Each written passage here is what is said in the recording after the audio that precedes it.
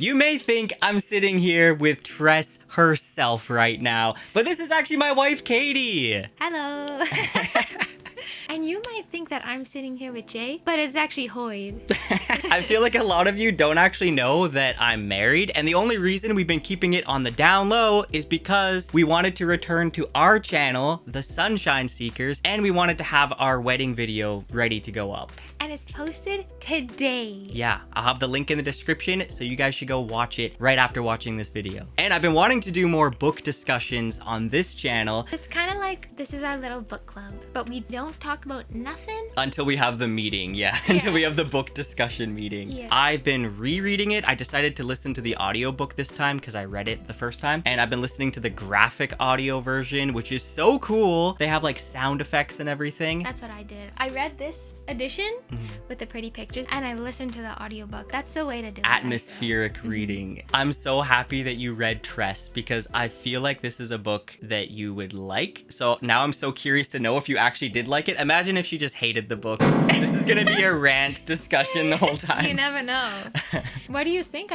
I think you enjoyed it. I feel like this is a book you would enjoy. You remind me of Tress. Wow, thank you. So I feel like it's something you would like. And obviously Tress is very reminiscent of The Princess Bride. Brandon Sanderson said that he wrote Tress of the Emerald Sea. He wrote it for his wife and he wrote it as an ode to The Princess Bride, but with a woman doing the saving. Girl power.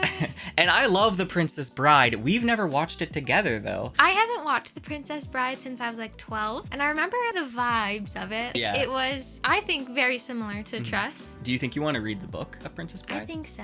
Wow, fun. that'll be so exciting. Another book discussion video. Okay, finally, please tell me what you think of Tress just overall. I thought Tress was the most charming, whimsical, fantastical adventure. I loved it. So you didn't hate it. How could I? I'm so glad about that. It kind of feels like a fairy tale in a way. Totally. Kind of like Hoid's telling a fairy tale in the Cosmere. Did it take you like a while to get into the book? It did for me. No. It didn't? No. You just fell in love with it right away? I was immersed. I was there. You were there because Yeah. you are Tress. Well, I was just reading about myself. So. Yeah, it took me kind of a while just because for me, Hoid telling the story. Oh yeah, this is kind of interesting because you have only ever read Warbreaker as your other Cosmere book. So you don't really know much about Hoid. I only know bits and pieces. Because to me, I know Hoid from other books in the Cosmere. And when I was reading his narrative style in this book, it kind of took me off guard at the beginning because he's way more goofy and funny than I thought Hoid was. I always assumed Hoid is more mysterious. I don't know if I trust him really. But then here, it's like, well, I trust him. He's a goofball. So that was really hard for me to get used to when I started the book. Actually, when I reviewed Tress a long time ago, I think I was a little bit too... I was a little too hard critiquing it because it took a while for me to get used to. But rereading it now, I feel like I like it a lot more. What do you think of Hoid? Obsessed. Who do you think Hoid is? That's really interesting because I've never read about him. I've only seen bits and pieces of him. I know that Hoid's a world hopper. I've picked that up. I'm trying to piece together what I have, which I feel like is a really funny version of him, obviously, because Yeah. he's cursed. Yes. Okay, so he's a world hopper. Yeah. So I know he's in the other books. I think he has something to do with the Aether. I don't know. That's just a wow. Cosmere classified shout out. I was surprised to hear you say that just now. That was like a deep take you just took from the Cosmere. I think he has something to do with that, which I don't quite know even what that is, but I know it's split into, I'm assuming, pieces that are on the planets or are the planets. Don't ask me. I think he's obviously like a super powerful, I don't know what word you would use, because we know in Tress he gets the sorceress's powers, or like at least her good skin. I don't know. But I don't know if you would call him like a wizard or something. I know he's not human. Okay, I know wow. he is super powerful, immortal, and he's obviously telling us a story. So I feel like he has a lot of stories because if he's immortal, he's been alive forever. Do you think he's like a storyteller? I think so, because he also mentions in Tress how he has this job. I feel like he talks a lot. I don't know. Like, I picture him as a storyteller who goes from planet to planet, and maybe he's trying to collect stuff from the planets. Maybe it's Aether. I don't I don't know. Maybe I sound so actually stupid. No, you're sounding good for not knowing anything like about the Cosmere and Hoid. You're sounding actually pretty But pretty I think close. he's going to the planet to try and get stuff or meet people or something. But also he kind of seems like a little bit of a trickster. Like, I don't know if people believe the stories that he's telling them. Oh, interesting. You know interesting. what I mean? Yeah. He likes to stir the pot, I feel like. Also, a lot of the joke in this book of his curse is one, he has horrific fashion sense. Look at him. And he's not able to make sense, explain stuff. Yeah. I don't know if the whole curse fashion socks with sandals stuff is just to be funny or if that's the opposite of his personality. Hoid is actually a fashionista. I think he changes his appearance, does he not? Okay, yeah, he does. Because if he's changing his appearance, maybe he's trying to ew, please stop saying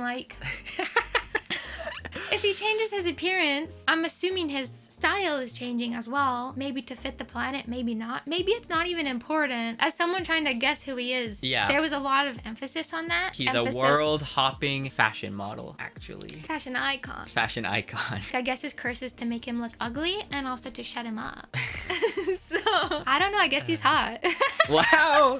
That's actually so funny. And that kind of does make sense for you to think that he might be the opposite of the curse. That kind of makes sense. I don't think he's actually a fashion icon. Okay, but also, I was wondering, as someone that hasn't read all of the Cosmere, who do you think Hoid is telling the story to? Because that would be really kind of weird to think about if I haven't read anything else. Right. Because there's some mentions. I don't know if you picked up on any mentions. Well, the thing is, I know he's not talking to us because the whole December thing. The fires of December. Yeah. Jay was like, what's with this December name? Get that out of here. Yeah, I was like, why is there an Earth word December? Yeah. It's translated or whatever. Yeah. I know he's not talking to us, but I just feel like he's talking to somebody. I'm just assuming he's talking to somebody on a Cosmere planet. Yeah, because there's a few little things that he mentions. Something about how they don't have AVR on this planet like on yours. So AVR, what's that? I mean, you don't really know, but that's something on a different Cosmere planet. It's just interesting because if you have read those, then you'll kind of know who he's talking to. Do you know what that is? Yeah. Yeah, I do. Yeah. Because, okay, wow, all right. That stuff, I'm just he's talking to somebody else on a different planet. Obviously, it's not our planet then because we don't have that on Earth. We don't have AVR. That I know of. But that doesn't make it hard for me to read it. So that doesn't take away? No, not at all. I'm just it's somewhere. That'd be cool if I knew, but I don't. But that's okay. Okay, good. Yeah, I was wondering if you thought some of those mentions kind of pull you out of the story because you don't really know what he's talking about, or if it's just fine. There was one that I was The other stuff, I knew he's talking about something that I don't know. Yeah. Even, for example, he was talking about Ulaam. Oh, yes. There's a lot of talk about Ulaam. He mentioned one of the characters. I don't know. Oh, does he? I It kind was of somebody, forgot. he was since this person set them free. Oh, yes. That's not ruining the story for me. I'm just ooh, cool, that happened somewhere. You're ooh, I gotta figure out who that was. Yeah. That's interesting because I feel like now Tress is my #1 recommendation for people starting the Cosmere, but there is a lot of references though, I don't think it takes away anything, to be honest with you. I just think it's cool because if I get into reading the other stuff, it'll just remind me of Tress, my favorite book. Yeah, there you go. So That's what's awesome. wrong with that? What I would want to do is reread Tress. I would definitely want to come back to it once I know more, and then I'd be I know that. Yeah, then you'll kind of pick up on all the little Easter eggs. But I don't think it takes away from the story. I think it just adds to it if you're in the know. What did you think of the world that Sanderson created? The Spore seas. There's 12 moons. What the heck? What did you think of it? I think that is so... The whole fluidization thing, the fact that he's able to take this boring science concept and make it so fantastical, it's so cool, so imaginative. I never would have thought of that. I've never heard of fluidization before. Wow. I just love it. Speaking of all this, we were watching Brandon's video. Oh, yeah. Sorry, Mr. Sanderson's video with Mark Rober where he is doing the whole fluidization thing. And Brandon Sanderson is explaining to Mark his magic system and everything, the world on Tress. And I was like, Mark, you are not excited enough for what this man is telling you. I would be freaking out if Brandon Sanderson was telling me that. He was excited about the science experiment, and that's it. Okay, let's get back to these ping pong balls. Mark, did you hear what he said to you? I love that idea. Taking something that actually can be true and like having it super awesome. Making it fantasy. Sanderson mentioned in that video how he's surprised no other fantasy author has made any oceans that are using fluidization, you know? Me too. And I'm actually really surprised about that too. It reminded me in Final Fantasy 12, there's a place called the Sand Sea. And I remember I thought it was gonna be an actual ocean that like moved out of sand. And that would kind of play into that. But I've never seen that done. And it looks like something out of fantasy. It looks like it cannot be of this earth. So that's really cool for him to write the book, but then be able to see, it would actually work. And make sure it makes sense in his world with how it is in real life. Of course, like, it doesn't have to make perfect sense. It's not real. He did make it make sense. Like, there's air vents underneath, like, the planet of Lumar, so it's, like, pushing air out and stuff. It's convincing. I believed. Call me a believer. I'm convinced. Oh. I'm sorry, but it's gonna be hard to write a better planet than this. Wow. It's so sickening to me. It's so cool. So this is your number one fantasy planet that you've read so far? Or ever could read. Oh my goodness. I think it's so cool. If you lived on the world of Lumar, what do you think your job would be? Like, who would you be? I mean, you'd be Tress, I guess. That's an easy one for you. You'd be Tress. Is that what you would say? I would be scared. First of all, I would hope that I didn't live on the rock. Yeah. Because if I lived on the rock, I would never leave. No. Ever. Hopefully, I would just live on another island. I feel like I would just be a random Doug. Just some no-name Doug. I'd be Mine and Salt. Or, actually, I would be a chef, and I would have a huge ship that's a restaurant, like in One Piece, the Baratier, and I would oversalt my food. I'd oversalt. Jay does have an unhealthy obsession with salt. I'd oversalt all my food so that people don't have to be scared about the spores. I thought it was really interesting how there's 12 different spores, but we only see 6 of them, really? We only went to 3 seas, but Wait. we saw how many spores? Was it 3 seas? Yeah, I guess Verdant so. Sea, Crimson Sea, Midnight Sea. But then for the spores, we've seen verdant spores, which have like the vines, crimson spores, the spikes, and midnight spores, the midnight essence, yeah. And then the spores we saw from seas that we didn't necessarily go to are the Zephyr spores that like blow up, make wind. They like make pass wind. gas. Rosite. That she uses to patch up. Hull of the ship. Yeah. And then there's also golden yellow sunlight spores, I think they're called. They like briefly mentioned sunlight spores. They produce like heat and light and stuff. That's 6. That's 6, yeah. So there's 6 more? Yeah, that's I'm so crazy. Intrigued. There's also a mention of like bone spores. Just a very brief mention. Sounds like a spur, bone spur. Ew, the worst image. I don't know what that is. He doesn't really give any details. Some people were asking if we'll see this planet again. I'm not familiar with how many times Brandon Sanderson writes on the same planet, so I'm not really sure. I think that'd be really cool if he did. Okay. I would love to. But I know based on his epilogue, he was saying the spores don't come from her planet. Yes. There are other places. Like Aether. So I think that we'll definitely see the other spores at some time. Yeah. Okay. Yeah. But Aether is really interesting how you're learning about Aether because it's kind of a deep take of the Cosmere, I feel like. But on Tress's planet, Aether is way different. Oh, I'm confused. About the Aether thing. So there's a moon, and on the moon, there's an Aether. And from the moon rains down the spores that correspond to that seat, correct? Yes. On the verdant seat, it's a vine. That's the Aether. It's a vine. Because he was calling the vine that grows when she puts water on an Aether as well. Yeah.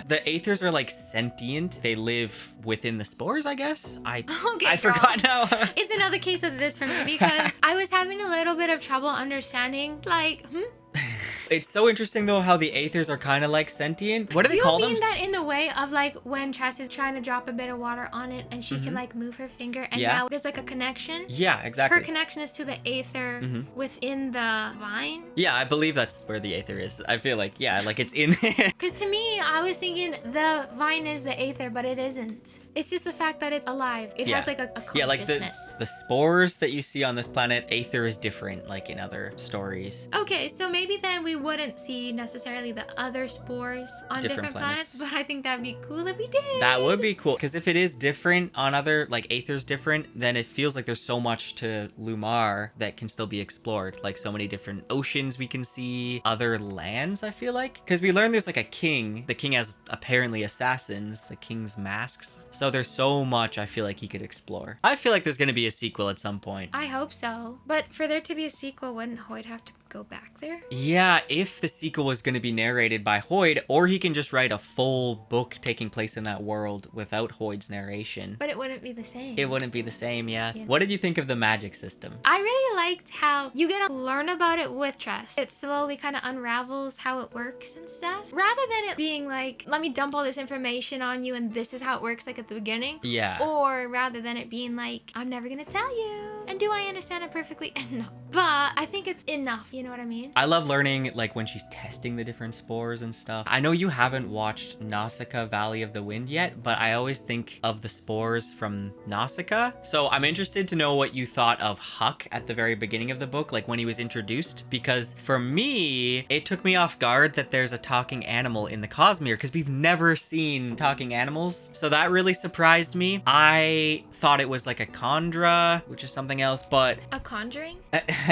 Yeah, that just kind of took me by surprise. What did you think of Huck? I had no issue of it. No, yeah, I you just didn't accepted even it. question it. I was like, yes, talking rat. Makes sense. It's a fantasy book. Well, and it's so fairy tale driven almost. Yeah, for sure. That it fits perfectly to me. I didn't even question. I kept thinking of Reepicheep from the Narnia books, and I think it definitely fits, like you said, with like the fairy tale vibe of the book. Yeah, and with it feeling kind of like fairy tale vibes, Hoid's narration does a lot of the heavy lifting with making it feel so whimsical, but then there's so many dark elements to it as well. Did you feel like his jokes and like he pulls you aside sometimes, like, say little things? Do you feel like that detracted from the story? I'm really curious what you have to say about it because when he announced the Fires of December, which is Hoid telling a story again, right? Yeah. Some people were like, oh no, I don't want this. But Comments. I'm like, I just thought it was so charming. I loved the way it was written. I just thought he has such an interesting perspective and how it's kind of like, if you want more of an in-depth discussion about Warbreaker, we can do that. Something that I really liked about that book was the banter between the characters, right? Highlight. In this book, Hoid almost has that banter with himself.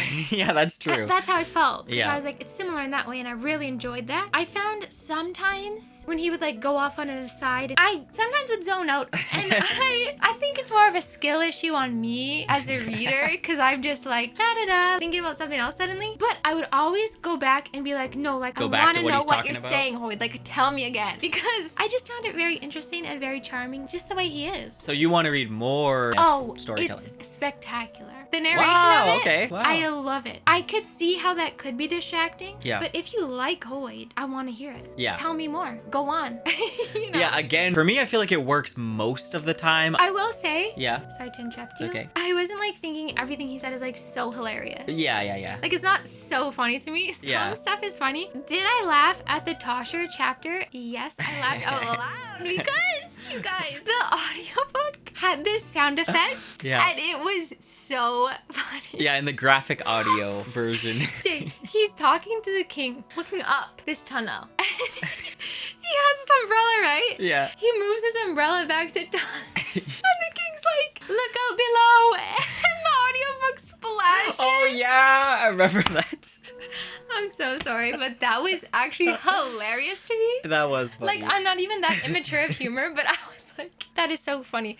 On the other hand, some of the other stuff, like some of the Socks with Sandals stuff, it's not like so hilarious to me. I'm not like, this is so funny. I could appreciate it. It makes me feel like it can be for so many ages. It's not YA. Yeah. But it like, feels pretty much like YA. They could read it so easily. Yeah. And it would make it funnier to them. Right. I feel like that's, again, kind of going back to what I was talking about when I first read this book, how I was kind of taken off guard. In some of Sanderson's other books, too, I feel like sometimes his humor doesn't, like, it's more juvenile humor, and it definitely feels kind of juvenile here. So I think it's very surprising if that's not what you were expecting going into this book, which, again, that's why I feel like I really critiqued this book when I first read it, because I was expecting, I don't know, just some, like, adult fantasy novel that's, like, a big adventure. So serious. Yeah, but this is, like, more whimsical. Yeah, it is more whimsical and fun. And I ended up really loving the narration, actually. It does have such, like, a fairy tale aspect to it. I definitely want to read more Hoid books. And there's going to be a Hoid storybook collection, picture books, that we're going to read to our future kids one day. And 100%. you're going to read to me. And I'll read them to you, too. Yeah. So I would say it's not so hilarious, but I think it opens it up to a wider audience. For sure. Me, personally, I'm not, like, cringing at it, but I'm also not, like, laughing at it. Yeah. Some stuff I am laughing. It's just a charm to me. It's very charming. It's very charming, just like me. Hoid charmed me, and here he is. Something else that I really did appreciate about the book, which, please don't cancel me. Oh. I don't think it should be, but you know how it is these days. I just want to say that I really also, more than just Hoid's charm. Yeah. I really love the way that the book is written because it's obviously like a feminist story, but it's not like too on the nose to me. Everything these days is so on the nose. They shove your face in it. Truly, I'm like, guys, stop it. Stop it. Stop it.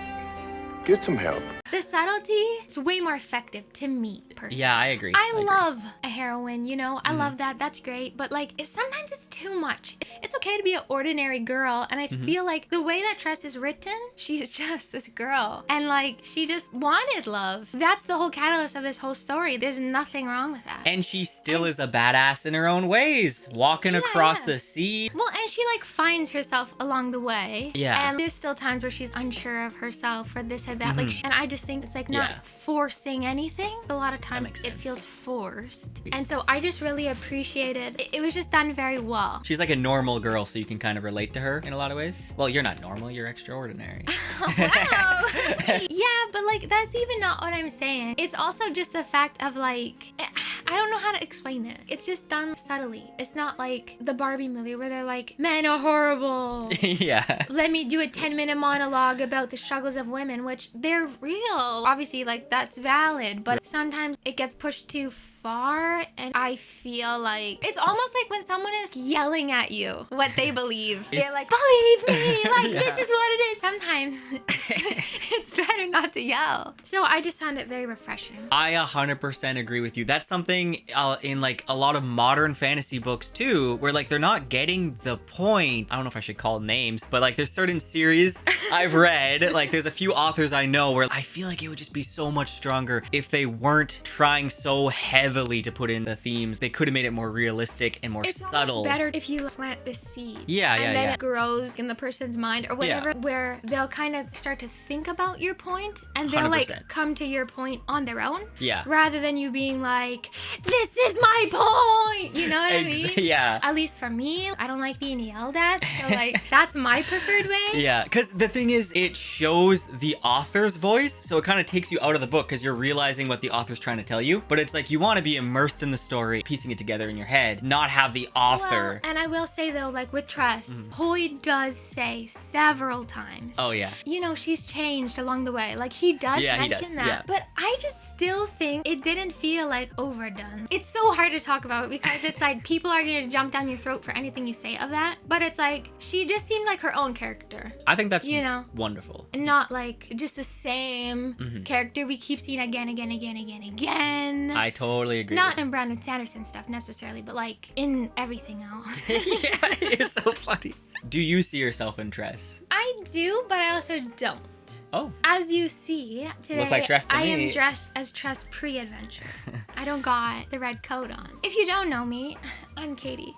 I see a lot of myself in Tress on the rock. I am goody two-shoes, rule follower, by the book kind of girl, and I feel like that's a lot how Tress was on the rock. Yeah. There's things that you do, and there's things that you don't do, and you just go to work and you do your job, and you do the stuff to help your family, and blah, blah, blah. And I feel like I see myself a lot in that. I do not think I would be brave enough if I lived on that rock to go off on that crazy adventure. To be fair, if you lived on that rock, you might be so bored that you need some type of adventure. Maybe. I think she's definitely a lot more courageous and brave than me, though. I wouldn't be playing with spores. I don't see that in myself. I could see you launching a cannonball. But I actually did think about this when I was reading the book. Wow, like, Tress used to be this way. And she's like had this thing that happened to her. And now she's almost like a butterfly coming out of her cocoon. How she almost had this completely other person inside of her than she did when she started the book. Yeah, she did like take action. And so I was just thinking about that, how like, well, me, who's inside of me? I guess it's you. You could be a butterfly too. What I'm saying is, think of how many people are like that. where they're following the rules their whole life and they're just doing what a they mundane think life. they're supposed to, and they don't really question it. And so I kind of felt like inspired that I should sneak onto a ship. Yeah. No, but I mean, yeah, I know serious. what you mean. I Totally. mean, in a way of, like it made me look at my own life, and I have some changes that have happened. So I'm kind of like, there's like this old version of me, and then there's like this new version of me. It's like, who else could I be? That totally, Katie, I totally agree with that. That goes with something I was going to mention. Tell me. Okay, about near the end of the book when she looks at the mug that Charlie gave her, the butterfly one, and like she always thought it was a butterfly flying off to kill itself, like over the ocean. But near the end of the book, she realizes she now views it as it's setting off to get what it wants despite the danger. It's like a dreamer. And I want to be a dreamer as well. Yeah. Maybe without as much danger. Yeah. I already know the answer, but do you collect anything like Tress does? Oh, yes, I do. As you can see, I have a little bit of a collection actually of teacups. Oh, that's what you're gonna say. Yeah, you do have a collection of teacups. When I found out that she loves little cups, that actually did really intrigue me. Yeah. Because I do too! But everyone knows my main collection is dresses. Yeah, Katie's got a lot of dresses. Quite the collection. She has them on display. Well, that's just because we ran a room in the closet. You like the display too. You like to look at it. You like to. Like to. I tell myself I'm allowed to have as many dresses as Jay has books. Wow. Right? Yeah, sure. So I still have quite a few I can buy, like Gonna have to get another closet. Gonna have to get another house. True. Oh, and also, I like how Tress, she's sentimental to her teacups. Like, there's little things that mean a lot to her. And I feel like anybody who collects something, you kind of have that. Even books that I have, there's some books where I keep that specific edition that's beaten up and old because I read it when I was younger. And, like, I wouldn't want to go buy another copy of it. Or I would just make sure I always have that original copy because it's special to me, you know? And there's a lot of things on my shelf where I have little sentimental things with the books, you know, that are special to me. And I don't think that's materialistic, like, to be sentimental about things. I feel like materialistic is when you just, like, want more and, like, you're always wanting the newest thing, you know? But I think sentimental is a good quality, but it's good to learn to let go as well. Tress kind of lets go of Yeah, her teacups. I think she realizes that deep down the allure of the cups to her was that this cup had this grand adventure. Yeah, that's true. But now she is having these grand adventures. Of course, she kept her cups. She even glued back together her butterfly cup. Yeah. Like, they're still important to her, but Yeah. I think that was a thing that she really liked about them. And now she can take them on her own adventures. Something that I wanted to mention way earlier, I just forgot, but way at the beginning of the book, one aspect I really liked is her parents. You don't see supportive parents that much. Truly. Like, in fiction, they always end up dying or, like, horrible and, like, not supportive and abusive. Yeah. It was so nice to see that she actually has really genuine, supportive parents that love her. Who's my favorite character? Tress's dad. Oh, yeah. Shout Are you out kidding to me? Tress's I dad. don't even remember his name, but Me too. that part about her dad, he didn't have money, but he had favors. So he, like, pulled all these strings. Yeah. Used up everything he had to help his daughter. I loved it. Not me I loved crying. That. Truly. It was so sweet. Like, it reminded me of my dad, where it's just like, your dad will do anything for you. I didn't really have a dad So growing up too much, but I can imagine it would have just been reminded nice. me how lucky I am. Because Yeah. I was just like, oh my gosh, the love of a dad. Yeah. So special. I really like that aspect of the book. I'm glad that you agree with that. And we should also be talking about the crew. What was your favorite standout characters? I will say, the graphic audiobook that we listened to, I think the voices of the characters kind of played a big role in who I'd like. Yeah, that's true. Because some of the voices I felt were spot on. Yeah. So good. Yeah. And some of them I was like, oh, I don't really know about that. Right. For example, Hoid's voice, so good. Like, Perfect. that is, Hoid's great, okay? Mostly I prefer him as a narrator than the cursed version of Hoid. Hey, what are you trying to say? I thought you liked me.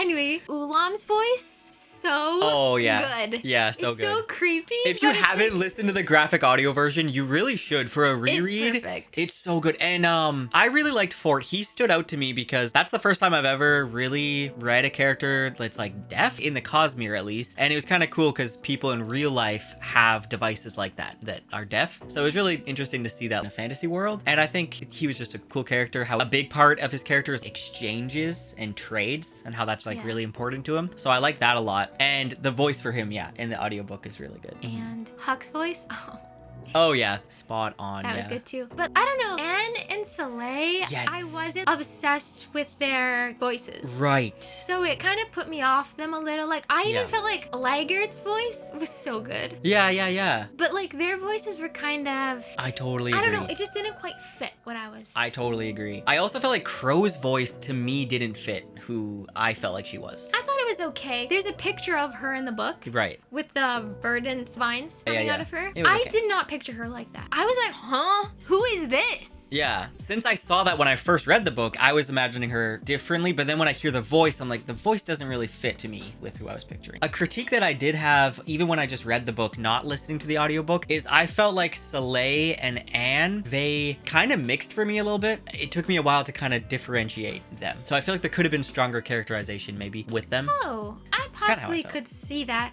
if I wasn't listening to it. I like them though. Like there wasn't any characters that I didn't like. What do you think of Ulaam? Well, actually, I didn't like Crow. She's a... You didn't like Crow? Yeah. May she rot in the dragon's lair. Oh, jeez. What did you think of Ulaam? He's a freak. I want to know what your thoughts are, because... Well, I'm curious. So, what is he called? What is his... What is he? His species? Yeah. He's a Condra. Oh! Whoops, I said that earlier. You did! Yeah. Yeah, because Hoid mentioned how somebody, I can't remember the name, released them. Yeah, probably good, because that's kind of a big spoiler, so... I'll see it coming when I read the book. Yeah, I guess so. I mean? But that's fine. I don't mind like that. I don't really know what he is. I know that he's not immortal. At least not as immortal as Hoid. Okay, yeah. And yeah, he collects dead body parts. Did you think of him as just like a zombie kind of? I think I picture him as a purple man. Purple man. Kind of purplish, grayish kind of I pictured him as grayish skin too. I forgot if it mentions the color of his skin, but I was thinking like kind of gray, greeny zombie. Oh no, I wasn't picturing green. I was picturing like purple. I don't know why. Purple? I think it's just the voice that I was hearing. Okay, yeah. He was painting a picture for me, but I didn't know if he's supposed to be like a humanoid. Is that what you call it? Yeah. Like if they're like look like a person? Yeah. But they're not. I guess if he's collecting human Parts. So he parts, does look human, yeah. Okay, then that would make sense. Yeah. But yeah, I kind of pictured him as like, I guess kind of like a zombie. Is he already dead? What does he eat? That's a good question. I was so curious to know what you thought of him, because he's so weird. I thought he was funny. I thought he was funny too. I mean, not too much. Like, you don't need to ask for her ear every time. Yeah, I actually really loved Ulaam. I'm glad you like him too, because I feel like I really like him because like I know what Condra are and stuff, and then I was really surprised when I saw that. It just kind of clicked with me. I was like, oh, it's a Condra. I'm curious what on earth he's doing on Tress's planet. So he's from another planet and he's there. How did he get there? And what he said, he like can't really pick a side between the sorceress or like whatever is happening. I don't really know what he is, but I really thought he was entertaining. People are probably waiting to hear what you have to think about Huck and his identity. First of all, were you expecting Huck's betrayal? Oh, no! Me neither. I was like, no, he did not. Were you worried that he was in cahoots? I never used that word. In cahoots with the sorceress? I wasn't thinking he was necessarily in cahoots. Yeah. With the sorceress, but I was, as it was going along, it seemed like there was something he wasn't saying, and he would kind of mention he was from this rat colony, like of all the talking rats, and I was like, okay, so maybe there's something weird happening here, but like his colony was on the sorceress's island. Oh, okay. And so maybe he was like mixed up in that, because he said he never wants to go back. So I was like, well, there must be something bad about the rats where he came from. Like there must that makes sense. Something. I didn't try and think about it so hard that I was like, oh, maybe they are bad, but he's good and he tried to escape them. Right. But I never thought he wasn't a rat. So you never No. never thought he was Charlie? I never even considered it. It's so funny because that thought did cross my mind at one point when Huck is just like talking and then Hoid he starts saying how it's making Tress feel. And like that's the exact way it was described with Charlie. So I did think that. I was like, oh, what if he's Charlie? It makes sense, because like they did talk about so much how Huck went off and then he came back and he had all these things to tell her. Yeah. So like that makes sense. Yeah. But I wasn't there. I thought that way back then, but then when Huck's talking about the colony he came from, the rat colony, then I was like, oh, okay, I pushed that thought out of my mind. Right. So then I was actually kind of surprised with the ending. It was Charlie. Right. What did you think about that? This is me. Surprise Pikachu face. I was very surprised. Because, like, okay, so the whole thing, you know, it starts to turn towards the ending when Hoid starts talking about irony, and then Tress gets on the little rowboat with Huck and everything, and then the serpent monsters are dragging them along to the Sorceress's island. And it's like, I don't remember if she's thinking about it or if Hoid explaining to you how much she's changed and what's, like, not important to her anymore and what is important to her and how much this journey has changed her. And I was like, oh my gosh, Charlie's the same as he's been since the beginning, and Tress has changed so much. And I'm like, what if this reunion is not going to be what I'm hoping it's going to be, which is true love, okay? I love true love. Yeah. And I was getting so worried that it was going to be like, it kind of reminded me a little bit of the Paper Bag Princess. Okay. Do you know that book? No. By Robert Munsch. Oh, okay. Icon. That book is about a girl who, she's a princess and she has this prince, and this dragon comes and it burns down the castle and steals the prince away. Okay. And so the girl in the Paper Bag Princess goes to rescue him, and she does. But then by the time she rescues the prince, she's like, he's a bum. And she runs off into the sunset by herself. So you thought that might happen with Tress? Yeah, I was worried because it's giving that. But the thing is, Ronald from the Paper Bag Princess actually was a bum. But Charlie is not a bum. Right. Charlie is like good. He's so nice. He's so kind. He's so sweet. They would be sweet together. Yeah. I was like, I'm sure he can grow with her. Like, I'm sure it'll be fine. He'll go on adventures with her, whatever. Because I was like, oh no. Hoid even says she spent all this time trying to get this thing that she thought she wanted, but then she changed. So then the thing that she wanted wasn't necessarily what she set out to get. And I was like, but I wanted to be with Charlie. I was a little worried about that too, that she wouldn't need Charlie anymore at the end. Because I was like, what's Charlie gonna say? Let's go back to the rock? Tress doesn't want to go back to the rock. And I was like, what if it doesn't align anymore? And I was so scared and sad for that. I got a little worried about that too. And I feel like maybe some people were wanting that, but to me, I just have too much compassion. Like, Charlie's a nice guy. Yeah. He seems like a good guy. I didn't want him to be left alone then at the end. I was like, no, please. No, please. But then it turns out he was there the whole time. He was there along the whole journey with her. Yep. So I was like, what? He's a rat? Do you think she's always going to picture him as a rat? They go to smooch and she just pictures his big rat teeth. It might be hard to get over. I was just very happy that they didn't split. I was happy about that too. And I was extra happy that he was a rat because that means he'd seen Tress grow all along. So in that way, he grew with her. Totally. As well, it shows you he was trying to protect her the whole time. I'm very happy of it. I feel like we got the happy fairy tale ending. Sometimes I don't like when a book is wrapped up so perfectly, it just doesn't feel realistic. But I feel like Sanderson, he did it in a good way. It felt realistic to me. And then they set off adventuring. Yeah. Which is so cool. That's awesome. I love that. I feel like it was a really good ending. I was very happy that they ended up together and he got cured of his rat. Yeah. And anyway, I just really liked it. I thought it was so wonderful. I was a little like, whoa, he's naked. Anyway, the nudity a little shocked me. You're shocked by the nudity? He was naked the whole time. That's true. That's actually so true. Just free. I think one of your questions is about the sorceress. I want to talk about the sorceress with you, like what you thought of the sorceress. Were you expecting her to be the way she was? You know, you're kind of expecting this big, evil, stereotypical sorceress. So what did you think of the sorceress? I was surprised at her personality at first. And then when she kind of turned, when she got a little upset, then I was like, this makes total sense. Because you know who she is? She's the evil fairy godmother from Shrek. Oh my god. That's who she is. That's who she is? Exactly who she is. Mummy can handle this. He endures blistering winds and scorching desert. That's her personality. It makes sense. I thought it was so cool how there's technology mixed in, but then she has these spell things that she does as well. And then the way that she changed how she was talking to Tress to sound more like a sorceress. She said some random magical thing to kind of scare Tress or whatever. That's why she's giving me the fairy godmother, because she's a little sarcastic about it. She's like, oh right, I'm supposed to be doing this or whatever. Yeah, you're kind of right actually. And she just had this air about her where she wasn't scary until she wanted to be, until she got mad. So yeah, she was just giving strong vibes. That's so funny. Maybe Brandon Sanderson was inspired by Shrek. You know, he wouldn't be the first person. So do you think that the sorceress is a world topper? Well, she's I guess there. Yeah, I guess it kind of. So she has to be. I am a little bit okay, maybe some people would be annoyed or disappointed that this whole thing, this whole book, this whole adventure was because of a stupid bet. Oh, yeah. Some people could have a problem of that. Right. But again, for me, it was just part of the charm. Yeah. That's fitting. That's so fitting. Oh, that makes sense. So fits the tone. It didn't even bother me at all. Some people might be disappointed by that, but I was just like, that's so Hoid, honestly. I wrote in my notes here, I said, at one point, Zysis says there's only one being it fears on this planet. And no, your friend Suffendrias doesn't count. Then Hoid says, rude. So, who do you think Suffendrias is? That's the only one that I was like, huh? You're like, Suffendrias? Yeah, because then Hoid was like, rude. Is freaking Hoid? Suffendrias. Yeah. Yes. Yeah. So now you just learned another name of Hoid. Don't spoil me. Oh, well. I knew it. I knew it all along.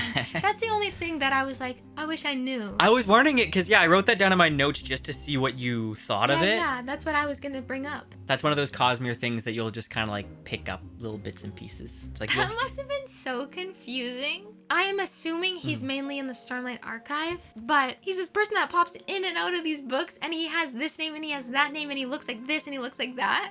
Like, confusion. Oh, and another thing that I wanted to get your opinion on, I wrote this down here. At one point near the end, Tress says something like, don't wake me up, not even if death himself shows up, nails in his eyes. Yeah, I didn't care for that image.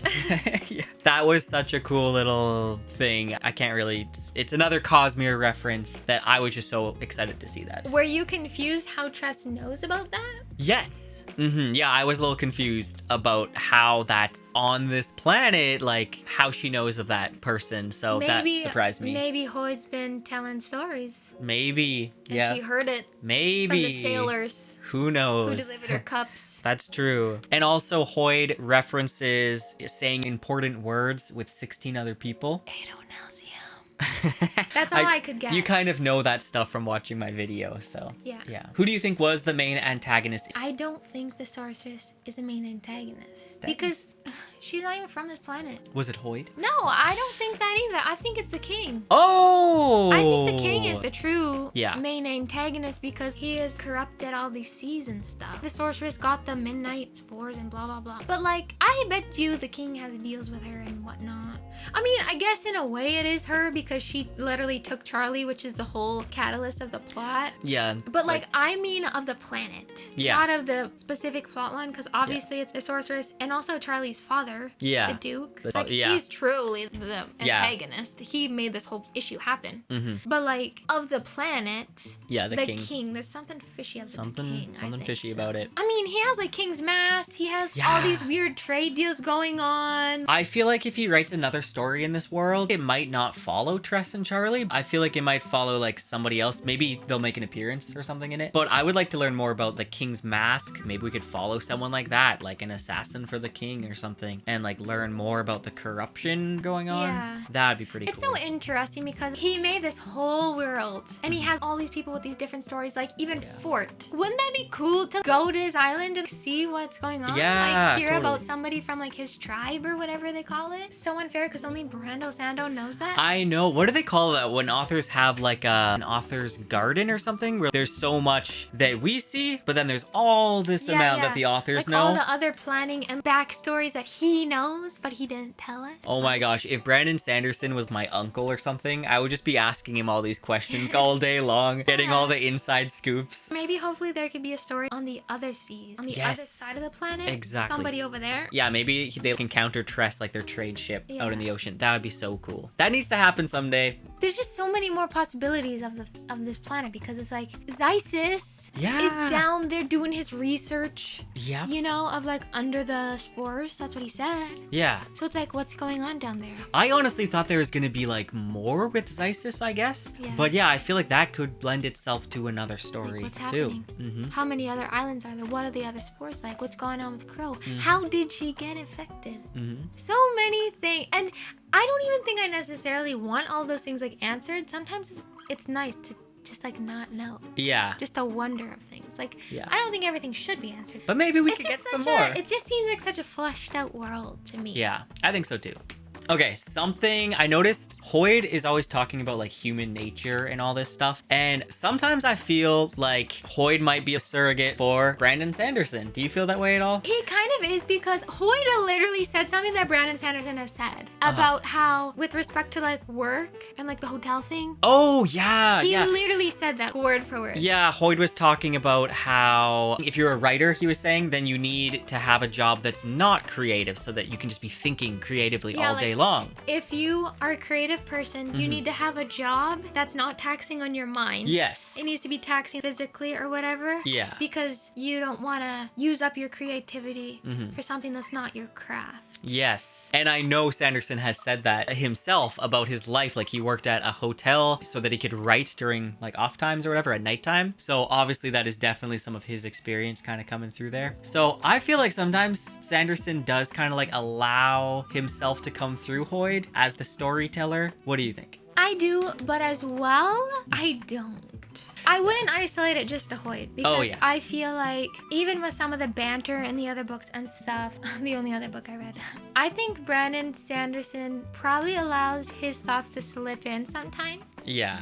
I also don't think that an author has to believe or like align with whatever their book is 100%. necessarily about, like Stephen King. But I could see it slipping in. Like, that was a very clear Brandon Sanderson advice. Yeah, I think with any book, an author is going to have some of their life experiences, some of their thoughts come through. I think that's just natural. I think maybe Sanderson allows that to happen more through Hoid, but I don't think Hoid is just like a stand-in for the author. But sometimes. Imagine with the new Cosmere adaptations coming out, Brandon Sanderson plays Hoid. In every one of them. I can see it. I can see it. Another interesting thing about the world building on Lumar is that rain is different on this planet. Like, the clouds are these narrow ribbons that move quickly and they're predictable. So like, people have made these rain maps for like decades, but then in the Crimson Sea, it's not predictable at all, which makes it very dangerous. Did you ever have like a hard time picturing though, like some of the world building? Yeah. Again, it's a skill issue on my part. I did have a little bit of trouble, like, with the rain. Really being able to see what you're talking about besides, like, just rain. But you know what would fix that? An adaptation. That would be honestly so wonderful. Once we get the Mistborn movies and then the Stormlight Archive show, the next one I would want to see is probably Tress. I would love to see Tress, because there's some things I had a hard time picturing too. With the Aethers and all the spores and like how they come down to the planet, it was sometimes hard for me to picture it. Seeing it on the screen would just be crazy. And you could play Tress! Oh, well. And I could play Huck the Rat. I thought you'd be Just Huck, not Charlie. Hoid. Oh, yeah.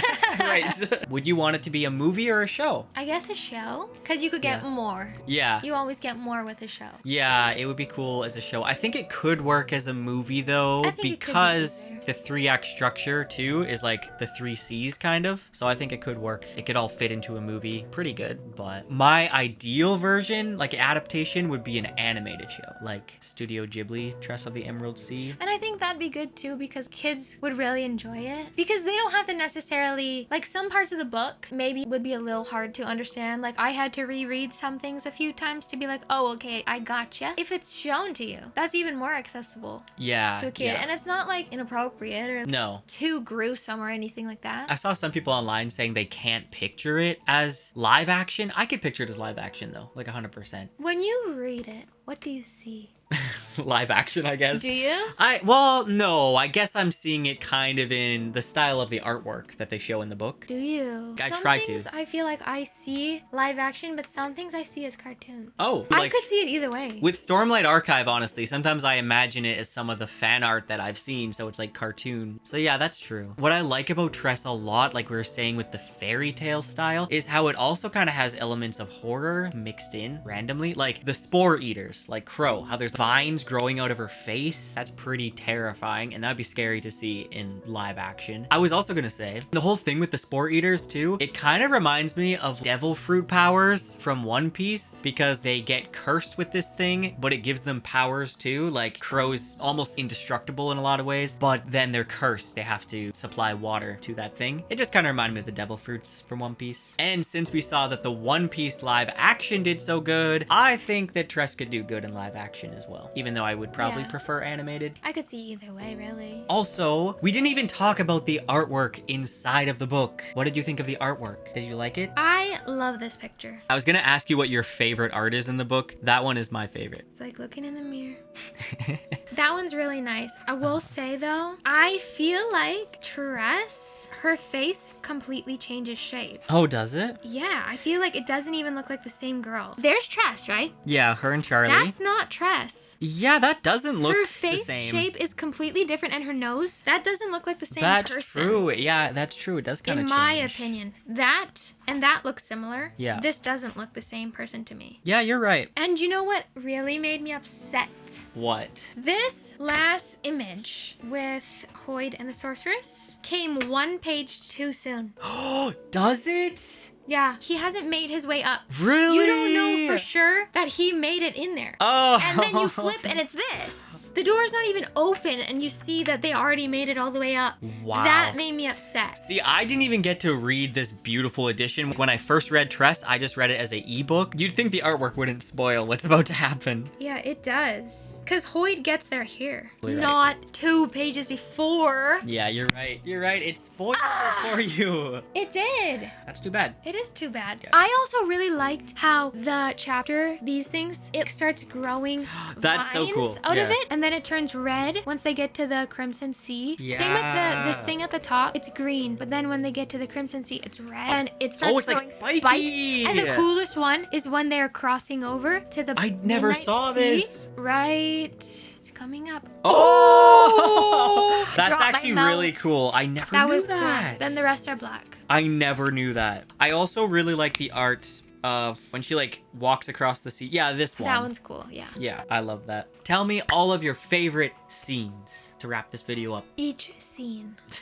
The standout ones is like her dad. Oh, getting yeah, her at the on beginning. The ship. That's Yeah. so cute. I really like when she was working with the spores. Yes, I Like, love that too. When she Testing was, them. and when she like used the midnight spores for the first time. That was one of my favorite I was scenes. like, ooh, she's gonna get in trouble. That, Like, did Crow see her or not? Yeah, it was kind of creepy how it was described, like how she could see. I felt like I was like right there though. Me too. I could see them doing that in an adaptation really well, having this weird distorted vision as it's moving. That was cool. I also really like when they were switching seas, when they're going from like Verdant Sea to the Crimson Sea, Yeah. and like how I was describing it. And I also really liked the whole thing with Fort and the cooking. Oh, yeah, me too. That was really cute. I liked the part of the dragon. I like with Isis when Tress is just like, I'm just gonna start talking. Yeah. And it turns into this whole wager almost, I guess. And then she comes up and she's like, here's your gifts. Here's your 3 things I traded or whatever. Yeah, and oh my goodness, the scene when she walks across the sea, like near the beginning, that's one of my favorite scenes. That was like, because you learn how dangerous the spores are, like the whole time building up to it. And then she walks across the sea during the seas. So cool. That was so intense. And obviously, like one of my top scenes of the whole book is when she, just the beginning when she walks across the spore sea, because like we Yeah. kind of learned how dangerous it was. It's so terrifying knowing these spores can like, one little spore gets in you and it'll start sprouting out your mouth and your eyes and all Actually this stuff. disgusting. I Terrifying. actually don't even want to think about that. Like I said, like it has aspects of like horror mixed into this fairy tale that's like so upbeat and happy. And you know what else was cool too? Like What? with the whole spores, like when she blew up those zephyr spores in her face. Oh yeah, that was funny. She just starts laughing. Yeah, she just laughs about it. And also when their ship gets hit and then she has to run down there and use the rosite to like try and patch Oh, the yeah. hole. That Yeah. was so intense. I like that scene too. That was intense. Me actually crying when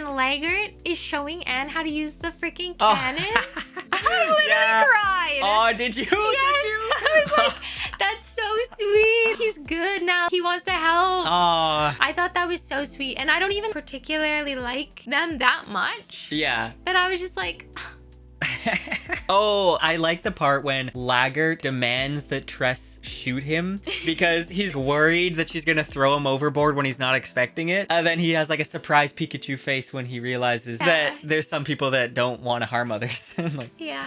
That was so funny. I like that part. I feel like overall the pacing was pretty good with the book. I know some people online have complained about the pacing, and I like the ending chunk of it a lot. Maybe it slows down a bit in the middle. I don't know. To me, it seemed fine. I didn't have any problem with the pacing. I wasn't bored at any point. I feel like maybe I complained about the pacing in my original review, but you know what? After rereading it, I think it was fine. It was great. I feel like it gave you just enough of each part, just enough everything. Because if anything went on longer, it could have dragged, but I thought it was great.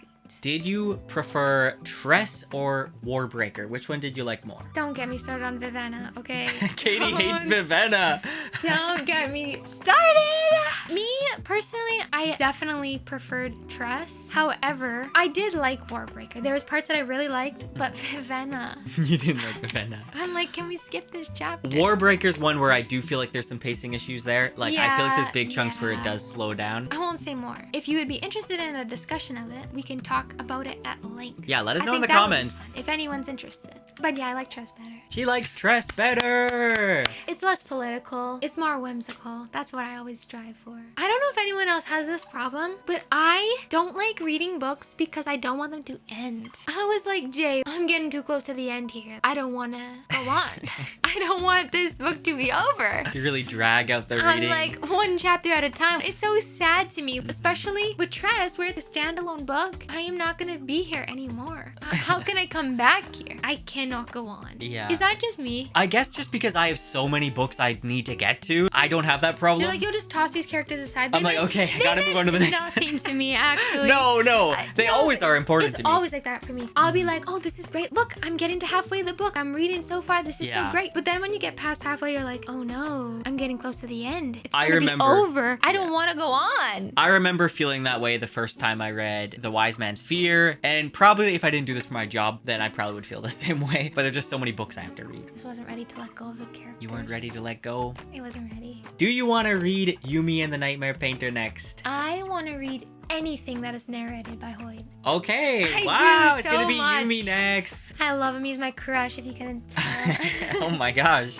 I am actually so excited for you to read Yumi. I can't wait to know what you think. I'm very excited too. I don't know how I could like it better than Tress. To be honest, I just feel like it resonated with me, I guess. I don't know. It's just so whimsical. It's a lighter, you know? But I know Yumi is inspired by Your Name. Yes. The anime movie. Yes. And we watched that together quite a while ago now. And that was great. And also you like romance, and I feel like Tress, the romance was a little light. Yumi's still lighter, but I think it's a little bit more throughout. But I can't wait for you to read it. If you enjoyed this, let us know in the comments if you want to see more discussion videos, and if you have any recommendations for what Katie should read so that we can read them together and discuss them, and tell us all of your thoughts on Tress of the Emerald Sea. What did you think? I would love to talk about it in the comments. And if you're still here, then you might actually like us. So maybe you want to go check out the Sunshine Seekers, our channel together that we have. And we have filmed like 2.5 years of memories that we're sharing on there right now until we're caught up. So make sure to check out that channel. And again, we have our wedding video that just went up today. Yeah. I'm so excited for people to see that finally. Me too. And I'm excited for you to see Jay behind the scenes. Me behind the scenes. The true Jay, yeah. Yeah. They can see more of what you're like in real life. That's true. The second channel. So go check out our second channel. That's it for this video. Now I gotta try and get this stuff out of my hair. Good So luck. see you soon.